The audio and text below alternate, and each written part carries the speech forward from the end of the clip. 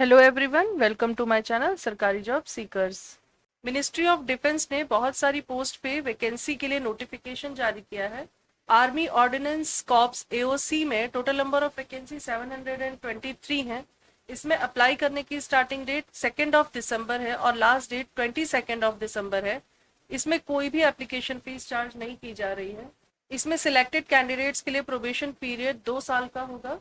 Candidate की eligibility criteria की बात करें तो इसमें कैंडिडेट का सिटीजन ऑफ इंडिया होना जरूरी है या subject of Nepal, subject of Bhutan, और जो तिब्बतन रिफ्यूजीज 1 जनवरी 1962 के पहले इंडिया में आ चुके थे परमानेंटली सेटल होने के लिए, वो अप्लाई कर सकते हैं। सब्जेक्ट ऑफ नेपाल, भूटान और तिब्बतन रिफ्यूजीज के लिए सर्टिफिकेट ऑफ एलिजिबिलिटी का होना जरूरी है, उनके पास सर्टिफिकेट होना चाहिए। और ये कैंडिडेट्स एग्जाम में एडमिट हो सकते हैं, यानी कि एग्जाम दे सकते हैं, बट अपॉइंटमेंट लेटर उनको नेसेसरी जो सर्टिफिकेट होगा जो गवर्नमेंट ऑफ इंडिया से ऑथराइज्ड होगा वो जब इशू होगा उसके बाद ही उन्हें ऑफर दिया जाएगा। नंबर ऑफ वैकेंसी के अकॉर्डिंग पे स्केल, एज लिमिट और एजुकेशनल क्वालिफिकेशन देख लेते हैं।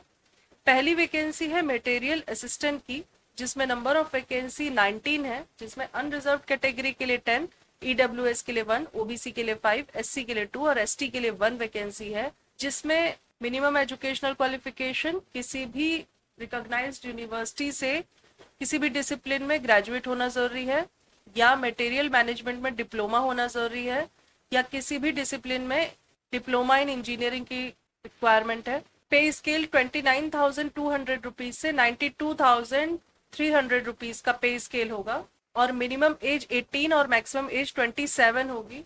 नेक्स्ट वैकेंसी है जूनियर ऑफिस असिस्टेंट, जिसमें टोटल नंबर ऑफ वैकेंसी 27 है, जिसमें अनरिजर्व के लिए 12, ईडब्ल्यूएस के लिए 2, ओबीसी के लिए 7, एससी के लिए 4 और एसटी के लिए 2 वैकेंसीज हैं। इसमें कैंडिडेट का 12th पास होना जरूरी है। उसके अलावा कंप्यूटर में इंग्लिश में टाइपिंग की स्पीड 35 वर्ड्स पर मिनट होनी चाहिए, या हिंदी में 30 वर्ड्स पर मिनट की टाइपिंग स्पीड होनी चाहिए। पे स्केल इसमें 19,900 रुपीज से 63,200 रुपीज का होगा और एज लिमिट मिनिमम एज 18 और मैक्सिमम एज 25 ईयर्स होगी। नेक्स्ट वैकेंसी है सिविल मोटर ड्राइवर ओजी, जिसमें टोटल नंबर ऑफ वैकेंसी 4 है, जिसमें अनरिजर्व के लिए 3 और ओबीसी कैंडिडेट्स के लिए 1 वैकेंसी है।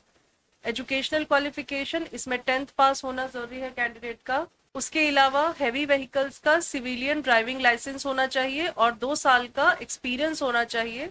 पे स्केल 19,900 रुपीज से 63,200 रुपीज का होगा और एज लिमिट मिनिमम एज 18 और मैक्सिमम एज 27 ईयर्स होगी। नेक्स्ट वैकेंसी है टेली ऑपरेटर ग्रेड 2 की, जिसमें टोटल नंबर ऑफ वैकेंसी 14 है, अनरिजर्व के लिए 7, ईडब्ल्यूएस के लिए 1, ओबीसी के लिए 3, एससी के लिए 2, एसटी के लिए 1 वैकेंसी होगी। इसमें पे स्केल की बात करें तो 19,900 रुपीज से 63,200 रुपीज का होगा और एजुकेशनल क्वालिफिकेशन की बात करें तो कैंडिडेट का 10+2 होना जरूरी है, या फिर English as a compulsory subject होना चाहिए, 12th पास होना चाहिए और पीबीएक्स बोर्ड की हैंडलिंग में कमांड होनी चाहिए और इंग्लिश स्पीकिंग में फ्लुएंसी होनी चाहिए। एज क्राइटेरिया मिनिमम एज 18 और मैक्सिमम एज 25 ईयर्स होगी। नेक्स्ट वैकेंसी है फायरमैन की, जिसमें टोटल नंबर ऑफ वैकेंसी 247 है, जिसमें अनरिजर्व के लिए 102, ईडब्ल्यूएस के लिए 24, ओबीसी के लिए 66, एससी के लिए 37 और एसटी के लिए 18 वैकेंसी है। इसमें कैंडिडेट का किसी भी रिकॉग्नाइज्ड बोर्ड में 10th पास होना जरूरी है या इसके इक्विवेलेंट कोई भी एग्जाम पास होना चाहिए। पे स्केल की बात करें तो 19,900 रुपीज से 63,200 रुपीज का पे स्केल होगा और एज लिमिट मिनिमम एज 18 और मैक्सिमम एज 25 ईयर्स होगी। नेक्स्ट वैकेंसी है कारपेंटर एंड जॉइनर की, इसमें टोटल नंबर ऑफ वैकेंसी 7 है, जिसमें अनरिजर्व के लिए 5, ओबीसी के लिए 1 और एससी कैंडिडेट्स के लिए 1 वैकेंसी है। एजुकेशनल क्वालिफिकेशन की बात करें तो किसी भी रिकॉग्नाइज्ड बोर्ड से 10th पास होना जरूरी है या इसके इक्विवेलेंट कोई मार्कशीट होनी चाहिए।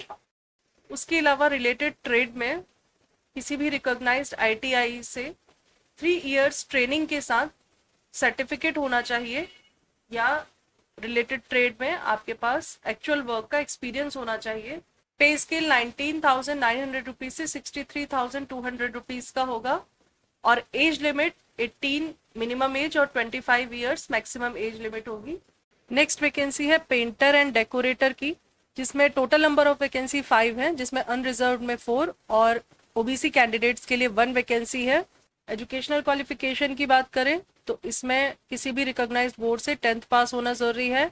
उसके अलावा रिलेटेड फील्ड में 3 साल के एक्सपीरियंस के साथ आईटीआई का सर्टिफिकेट कोर्स होना चाहिए या फिर एक्चुअल वर्क का एक्सपीरियंस होना चाहिए। एज लिमिट मिनिमम एज 18 और मैक्सिमम एज 25 ईयर्स होनी चाहिए और पे स्केल 19,900 रुपीज से 63,200 रुपीज का होगा। नेक्स्ट वैकेंसी है एमटीएस की, जिसमें टोटल नंबर ऑफ वैकेंसी 11 है, जिसमें अनरिजर्व में 7, ईडब्ल्यूएस में 1, ओबीसी में 2, एससी में 1 वैकेंसी है। एजुकेशनल क्वालिफिकेशन रिकॉग्नाइज्ड बोर्ड से आपके पास 10th पास की मार्कशीट होनी चाहिए। डिजायरेबल क्वालिफिकेशन में आपके पास रिलेटेड ट्रेड में 1 ईयर का एक्सपीरियंस होना चाहिए। मिनिमम एज 18 ईयर और मैक्सिमम एज 25 ईयर होनी चाहिए और पे स्केल 18,000 रुपीज से 56,900 रुपीज का होगा। नेक्स्ट वैकेंसी है ट्रेड्समैन मेट, जिसमें टोटल नंबर ऑफ वैकेंसी 389 है, अनरिजर्व में 159, ईडब्ल्यूएस के लिए 38, ओबीसी के लिए 105, एससी के लिए 58 और एसटी के लिए 29 नंबर ऑफ वैकेंसीज हैं।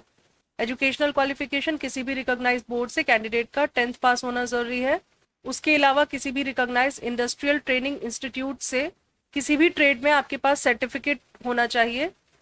एज लिमिट मिनिमम एज 18 और मैक्सिमम एज 25 ईयर्स है और पे स्केल 18,000 रुपीज से 56,900 रुपीज का होगा। एससी एसटी के लिए 5 ईयर का रिलैक्सेशन है, ओबीसी के लिए 3 ईयर का, पीडब्ल्यूबीडी कैंडिडेट अनरिजर्व जो कैंडिडेट्स होंगे उनके लिए 10 ईयर का, पीडब्ल्यूबीडी ओबीसी कैंडिडेट्स के लिए 13 ईयर का, पीडब्ल्यूबीडी एससी एसटी कैंडिडेट्स के लिए 15 ईयर्स का रिलैक्सेशन होगा। बाकी की जो अपर एज लिमिट में रिलैक्सेशन है वो सब आप नोटिफिकेशन में चेक कर सकते हैं। इन पोस्ट के लिए सिर्फ आप ऑनलाइन अप्लाई कर सकते हैं, ऑफलाइन या मैनुअल वे से आप अप्लाई नहीं कर सकते। इसमें आपको मैंडेटरी ऑनलाइन रजिस्ट्रेशन कराना होगा, जो कि आपके मोबाइल और ईमेल आईडी पे जो ओटीपी आएगा उसके बेस पे होगा। स्पेशली मेंशन है नोटिफिकेशन में कि सारे ही पोस्ट के लिए जो एग्ज़ाम होगा वो साइमल्टेनियसली होगा, यानी कि एक ही टाइम पे होगा, तो सिर्फ आप एक ही पोस्ट के लिए अप्लाई करिएगा। उसके अलावा आप जो भी इंफॉर्मेशन भरेंगे आपकी इंफॉर्मेशन करेक्ट होनी चाहिए, वरना रिक्रूटमेंट के किसी भी स्टेज पे उसे नल या वॉइड मान लिया जाएगा। आप जो एक बार एप्लीकेशन में ऑप्शंस फिल करेंगे उसे आप दोबारा चेंज नहीं कर सकते। तो आपको name, father's name, date of birth, category, marks या जो भी आपसे और पर्टिकुलर चीज़ें पूछी जाएंगी वो आपको सही से फिल करनी होंगी, वरना आपका फॉर्म कैंसिल हो जाएगा। आपके जो डॉक्यूमेंट्स लगेंगे वो होंगे आपका आईडी प्रूफ, यानी कि pan card, voter ID, passport size photo, 10th पास सर्टिफिकेट या जो भी सर्टिफिकेट्स आपसे मांगे गए हैं उन सब का स्कैंड कॉपी लगेगा।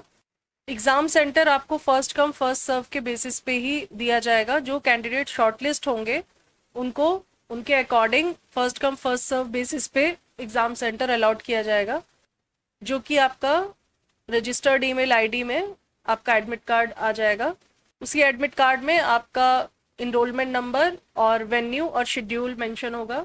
मटेरियल असिस्टेंट के लिए जो आपका सिलेक्शन प्रोसेस होगा उसमें आपका सिर्फ रिटन एग्ज़ाम होगा। जेओए के लिए आपका पहले टाइपिंग टेस्ट होगा, यानी कि हिंदी और इंग्लिश में आपका कंप्यूटर में कितनी स्पीड है वो चेक होगा और उसके बाद रिटन एग्ज़ाम होगा।